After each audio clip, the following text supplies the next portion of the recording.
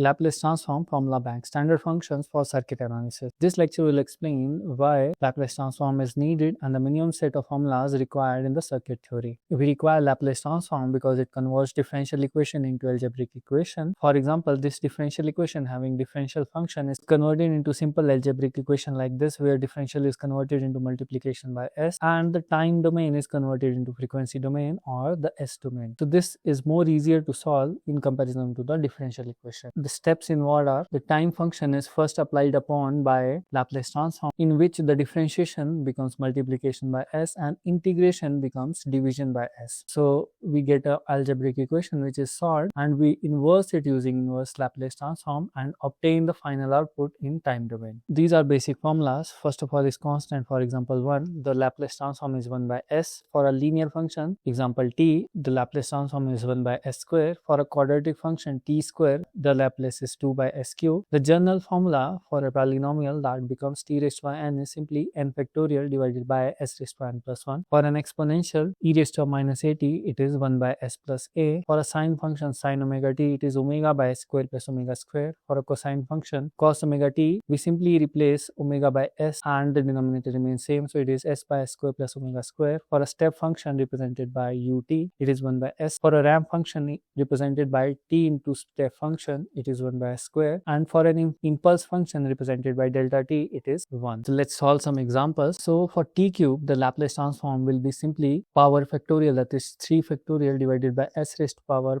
plus 1, 3 plus 1. So this comes out to be 6 by s raised to power 4. For an exponential function e raised to minus 5t, it will be 1 by s plus a, that is s plus 5. For a sine function, it is omega, that is omega is 10 here. So 10 divided by s square plus omega square, that is 10 square, which becomes equal to 10 by s square plus 100. And for a cosine function, it is s divided by s square plus omega square, where omega is 20 in this case. So this comes out to be s divided by s square plus 400. So this is a homework question. Try to solve this question and post your answers in the comment box.